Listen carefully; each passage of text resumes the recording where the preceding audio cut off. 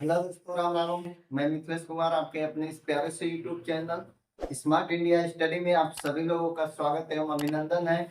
मैं उम्मीद करता हूं कि आप लोग स्वस्थ होंगे, मस्त होंगे, जबरदस्त होंगे। तो आइए आज की इस वीडियो में हम लेकर आए हैं आप लोगों के लिए यूपी बोर्ड एग्जाम, जहां से प्रश्न कहाँ से कितने नंबर के पूछे जाते हैं, उन इकाइयों को आज अलग अलग करके बताने के लिए, मतलब किस यूनिट से कितने नंबर का क्वेश्चन आता है उसको देखते हैं।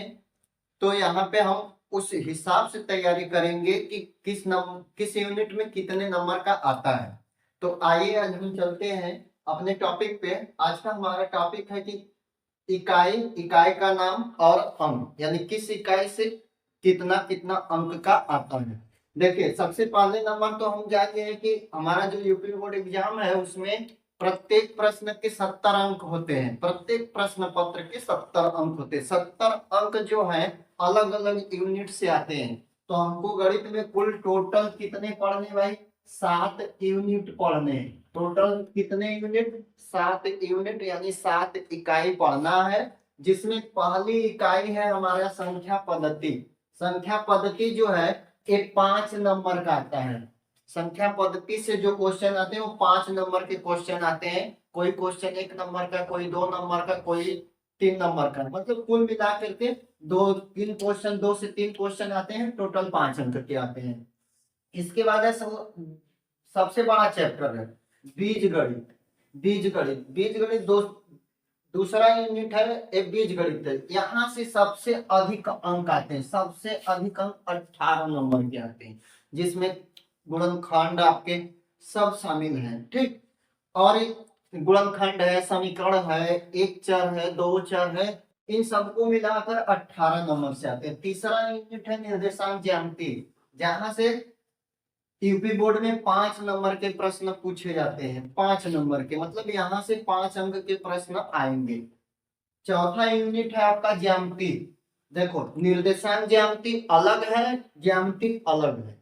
ठीक, जो निर्देशांक ज्यामिति है आप लोगों ने कक्षा 9 में भी पढ़ा होगा। निर्देशांक ज्यामिति जैसे वो चतुर्थांश वाला बिंदु है, निर्देशांक वाला, वो 5 नंबर का आता है। और ज्यामिति जहाँ पे त्रिकोणमिति और वृत्त है, इन सबको मिला के आपका 10 नंबर का आता है। अब पांचवा यूनिट है जो है आपका त्रिकोणमिति। त्रिकोणमिति से आपका आता है 12 अंक का। त्रिकोणमिति में आपका त्रिकोणमिति समीकरण है, त्रिकोणमिति अनुपात है, त्रिकोणमिति इक्वेशन के बाद आपका है हाइट एंड डिस्टेंस। सबको मिलाकर टोटल आपके कितने 12 नंबर के त्रिकोणमिति से आते हैं। छठा यूनिट है मेंसुरेशन, जिसको हम क्षेत्रमिति बोलते हैं, जिसको क्षेत्रमिति भी बोलते हैं। इससे आपके जैसे शंकु, बेलन, गोला, ये सब हो गया, तो वहां से 10 नंबर के क्वेश्चन आते हैं। गोला, आधा गोला, शंकु हो गया, बेलन हो गया, तो वहां से 10 नंबर के क्वेश्चन आते हैं। सातवां यूनिट है हमारा सांख्यिकी एवं प्रायिकता। इसमें 2 पार्ट को मिलाकर, मतलब स्टैटिक्स, दूसरा पार्ट है प्रायिकता, इन दोनों को मिलाकर 10 अंक के आते हैं। टोटल जो पूर्णांक होते हैं 70 अंक के होते हैं। मतलब यूपी बोर्ड एग्जाम में हमारे 70 अंक के पूर्णांक आते हैं। टोटल यूनिट 7 है और हर एक यूनिट के अलग अलग अंक है, और कुल मिलाकर 70 अंक आते हैं। तो यहाँ पे हम देख रहे हैं कि जो सबसे ज्यादा हमारा बीजगणित है, लेकिन इसका भाई जो सिलेबस है, इसका सिलेबस भी बहुत बड़ा है। इसलिए आज जो हम सबसे पहले त्रिकोणमिति से लेंगे, यानी जो सबसे पहले यूपी बोर्ड एग्जाम के लिए लेंगे, वो हम सोच रहे हैं कि आप लोगों को त्रिकोणमिति तैयार कराया जाए। ट्रिग्नोमेट्री, जो कि बहुत ही कम समय में हम अधिक अंक इकट्ठा कर सकते हैं। त्रिकोणमिति जो एग्जाम में यहाँ से क्वेश्चन 12 नंबर के पूछे जाते हैं, और ये इसके जो चैप्टर है बहुत कम है। तो हम सोच रहे हैं कि आप लोग को त्रिकोणमिति से पहला हम स्टार्ट करें। तो यहाँ पे हम चैप्टर के सारे प्रश्नों को नहीं बताएंगे, बल्कि हम उस प्रश्नों को देखेंगे जो एग्जाम में पूछे जाते हैं। बाकी के तो आप लोग पढ़े ही होंगे। तो हम आप लोग के लिए केवल इंपॉर्टेंट प्रश्नों को लेकर आए हैं कि जो एग्जाम में आपको मिले, जहां से आपको एग्जाम में पूछे, तो ऐसे ही प्रश्नों को हल कराया जाएगा। तो चलिए हम चलते हैं, आप आज का अपना टॉपिक स्टार्ट करते हैं। जो 5वां यूनिट है, जिसका नाम है त्रिकोणमिति। यहाँ से हाँ, तो दोस्तों हम लोगों ने सिलेबस के बारे में जान लिया कि मतलब हमको कहाँ से कितने नंबर का आता है। उसमें हम आप लोग को बताए थे कि कहाँ से शुरू करना है, ट्रिग्नोमेट्री। यानी हम लोग का किस पार्ट को शुरू कर रहे हैं भाई, ट्रिग्नोमेट्री यानी त्रिकोणमिति, जिसको क्या बोलते हैं, त्रिकोणमिति। अब ट्रिग्नोमेट्री क्या होता है, यानी ट्रिगोनोमेट्री। अब देखिए सबसे पहले हम थोड़ा सा इसके बारे में परिचय ले लें कि आखिर त्रिकोणमिति होता क्या है। ठीक, कुछ लोग तो जानते भी होंगे, कुछ लोग नहीं जानते हैं, तो वो देख ले भाई। यहाँ पे सिलेबस पूरा नहीं, हम इम्पोर्टेंट प्रश्नों को लेकर चलेंगे, तो थोड़ा सा इसके बारे में परिचय ले लिया जाए। तो जो ट्रिग्नोमेट्री है, ट्रिग्नोमेट्री का खोज, सर्वप्रथम खोज या शुरुआत पता है किसने किया था, आर्यभट्ट ने। त्रिकोणमिति की शुरुआत किसने किया था, आर्यभट्ट। यानी शुरुआत कहो या तो इसको क्या कहते हो भाई, शुरुआत या तो खोज। यानी किसने इसकी खोज की थी, आर्यभट्ट। लेकिन जो इसके जनक है, त्रिकोणमिति के जो जनक है दोस्तों, जनक जनक माना जाता है हिप्पार्कस को। किसको माना जाता है, हिप्पार्कस को।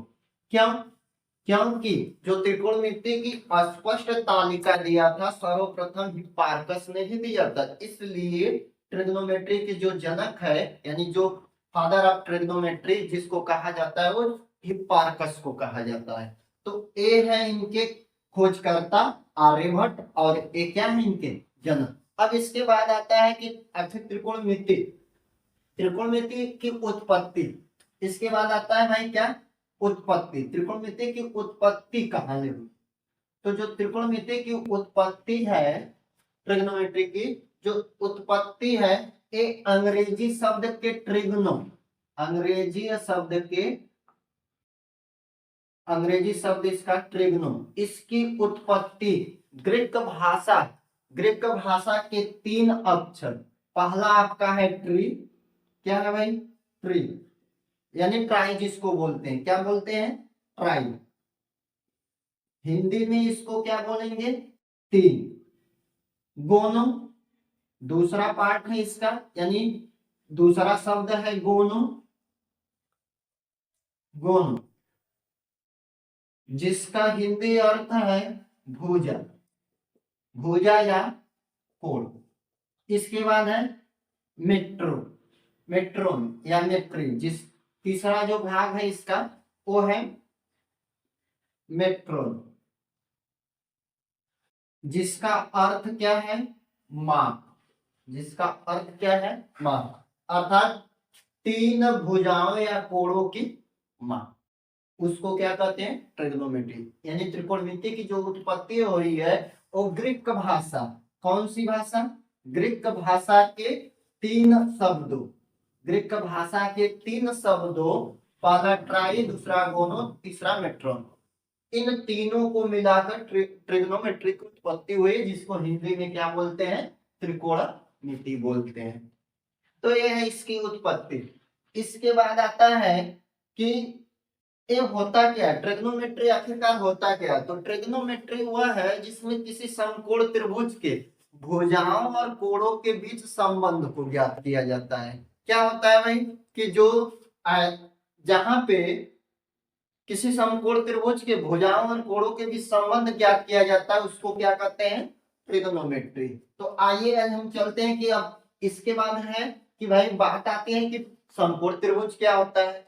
समकोण त्रिभुज यानी समकोण त्रिभुज ऐसा त्रिभुज जिसका एक कोण कितने डिग्री का हो, 90 डिग्री का, तब वो कौन सा कोण कहलाएगा, कौन सा त्रिभुज कहलाएगा, समकोण त्रिभुज। जिसका एक कोण 90 डिग्री का हो वो समकोण त्रिभुज कहलाएगा।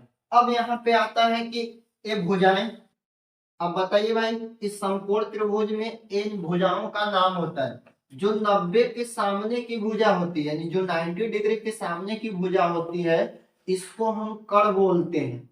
क्या बोलते हैं, कड़, और इंग्लिश में हाइपोटेनस, हाइपोटेनस बोलते हैं। इंग्लिश में इसको क्या बोलते हैं, हाइपोटेनस।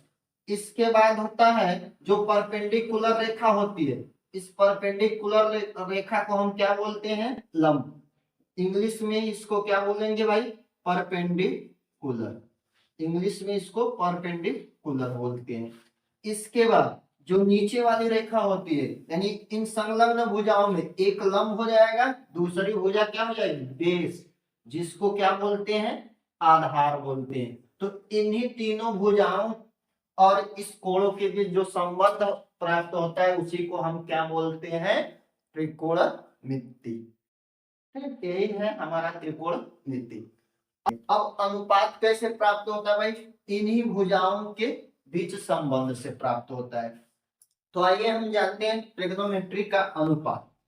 अनुपात क्या है, जैसे अगर कोई भुजा, यहाँ पे कोई त्रिभुज है और ये समकोण है, और यहाँ पे क्या है भाई, हाइपोटेनस, मतलब इसको यक्ष से लिख दे रहे हैं, ये परपेंडिकुलर हो गया, ये बेस हो गया, मतलब इसको हम कर्ण कहेंगे, इसको क्या बोलेंगे, लंब कहेंगे, और ये क्या हो जाएगा, आधार हो जाएगा। तब यहाँ पे अनुपात निकालने के लिए सबसे पहले ध्यान दीजिए, इसके सबसे पहले जानेंगे कि कितनी स्थितियां हो सकती है। इसकी दो कंडीशन हो सकते हैं। पहला तो यह है कि जब लंब कहाँ हो, इधर हो। दूसरा कंडीशन यह है कि कोण यहाँ पे 90 डिग्री हो, एक कर्ण होगा, और यहाँ पे क्या हो जाए, आधार हो जाए, यानी और तब ये क्या हो जाएगा, लंब हो जाएगा। ध्यान दीजिए, बस अंतर यही होता है कि कर्ण हमेशा 90 डिग्री के सामने वाली भुजा कर्ण होती है, बाकी जो संलग्न भुजाएं होती हैं 90 डिग्री की संलग्न भुजाएं, उसमें एक आधार होगी, एक लंब होगी। तो बस यही अंतर हो जाता है कि अगर ऊपर वाला आधार होगा तो नीचे लंब हो जाएगा, अगर ऊपर लंब होगा तो नीचे आधार, बस अंतर यही है, बाकी कर्ण अपना रहता है। इन्हीं दो स्थितियों में, एक पहली स्थिति है, ये दूसरी स्थिति है, इन्हीं दो स्थितियों से हम त्रिकोणमिति का अनुपात ज्ञात करेंगे। ध्यान दीजिए, अनुपात कैसे निकलेगा, यानी अनुपात, अनुपात निकालने के लिए आप लोगों ने पढ़ा होगा, एक शॉर्टकट नियम होता है जिसको ट्रिक में बोलते हैं भाई, लाल बटे कक्का, लाल बटे कक्का। ठीक, लाल बटे कक्का कहो, ये इसके बराबर, जस्ट इसी का उल्टा होता है, कक्का बटे के लाल होता है। अब अनुपात कौन कौन से होते हैं, त्रिकोणमिति के टोटल कितने अनुपात हुए भाई, 3 इधर हुए, 3 इसी का उल्टा, मतलब टोटल अनुपात कितने होते हैं त्रिकोणमिति के, 6 होते हैं।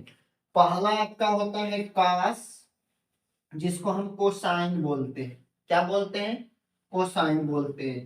तो कास इसके साथ किसी भी कोण का क्या होता है, या जिसके सापेक्ष निकालना होता है उसके साथ इसका क्या होता है, मल्टीप्लाई होता है। ठीक, तो कास ए साइन ए, मतलब अगर किसी कोण के संदर्भ में नहीं ले रहे हैं तो पहला क्या होता है, कास होता है, दूसरा साइन, तीसरा टैन होता है, और इसी का उल्टा, मतलब क्या हो जाएगा भाई, टैन का उल्टा आपका काट हो जाएगा, साइन का उल्टा कोसेक हो जाएगा, और कास का उल्टा सेक। अगर बाकी ध्यान दीजिए, शुरुआत के इन 3 अनुपातों को यदि हम निकाल लेंगे तो इन 3 अनुपातों को निकालना आसान हो जाएगा। जस्ट इसी का क्या कर लेते हैं, उल्टा, मतलब कास का उल्टा सेक हो जाएगा, साइन का उल्टा कोसेक हो जाएगा, टैन का उल्टा काट हो जाएगा। यही 6 अनुपात है त्रिकोणमिति का, इसी से बना है लाल बटे कक्का बराबर कक्का बटे। देख रहे हैं कि 3 अनुपातों का इधर है, और इसी का उल्टा ये 3 अनुपात हो जा रहे हैं। तो ये है दोस्तों त्रिकोणमिति का अनुपात। इसलिए इसमें पहला जो होता है वो आपका होता है साइन होता है, दूसरा का जो होता है ये होता है कास के लिए होता है, तीसरा अनुपात किसके लिए होता है, टैन के लिए होता है। यानी यल का मतलब यहाँ पे यल बराबर लंब हो गया, के का मतलब हो गया कर्ण, और ए का मतलब क्या हो गया, आधार हो गया। ठीक, ए का मतलब आधार, यही तीनों अनुपात में आते हैं। तो साइन के लिए क्या है भाई, यल बटे के, इसलिए साइन बराबर क्या हो जाएगा, साइन बराबर एल बटे के, अर्थात किसी कोण के सापेक्ष निकाल रहे हैं तो क्या हो जाएगा, मान लीजिए हमारा सापेक्ष कोण या किसके संदर्भ में, ए के संदर्भ में, किसके संदर्भ में, ए के संदर्भ में निकाल रहे हैं, तो क्या हो जाएगा साइन ए, साइन ए बराबर यल बटे के, है ना, यल बटे के, इसका मतलब क्या हुआ, यल का मतलब लंब, के का मतलब कर्ण। इसी प्रकार काश के लिए क्या हो जाएगा, काश से बराबर क्या है, ए बटे के, ए बटे के मतलब ए का अर्थ है आधार, के का अर्थ है कर्ण। इसी प्रकार tan के लिए क्या हो जाएगा, tan ए बराबर लंब बटे आधार, मतलब यल बटे ए है ना, तो यल का अर्थ क्या हुआ, लंब हुआ, और ए का अर्थ क्या हुआ, आधार हुआ। तो tan बराबर लंब बटे आधार, यानी साइन बराबर लंब बटे कर्ण, cos बराबर आधार बटे कर्ण, tan बराबर लंब बटे आधार। अब इसी का उल्टा होता है cosec, कोसेक क्या हो जाएगा, कोसेक के बराबर, देखो साइन बराबर लंब बटे कर्ण है तो कोसेक बराबर कर्ण बटे के लंब हो जाएगा। कास का उल्टा क्या होता है भाई, सेक होता है, सेक ए बराबर, कास बराबर आधार बटे कर्ण है तो इसके लिए क्या हो जाएगा, आधार बटे कर्ण है ना, तो इसके लिए कर्ण बटे के आधार हो जाएगा। और tan का उल्टा क्या होता है, काट होता है, तो काट के बराबर tan बराबर लंब बटे आधार है तो इसका क्या हो जाएगा, आधार बटे के लंब। यही 6 अनुपात होते हैं जिसमें पहला 3 अनुपात दूसरे 3 अनुपातों का क्या होता है, उल्टा होता है। अगर इन्हीं 3 अनुपातों को हम उल्टा करेंगे तो इसका यानी साइन का विपरीत कोसेक होता है, कास का सेक होता है, tan का काट होता है।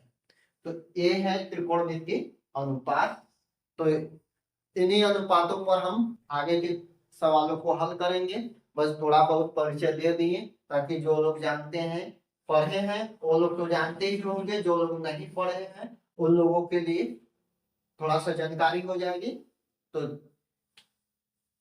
चलिए आज के लिए ये है हमारा। अब इसके बाद हम चैप्टर को शुरू कर रहे हैं, इससे संबंधित कुछ प्रश्न जो कि एग्जाम में पूछे जाते हैं।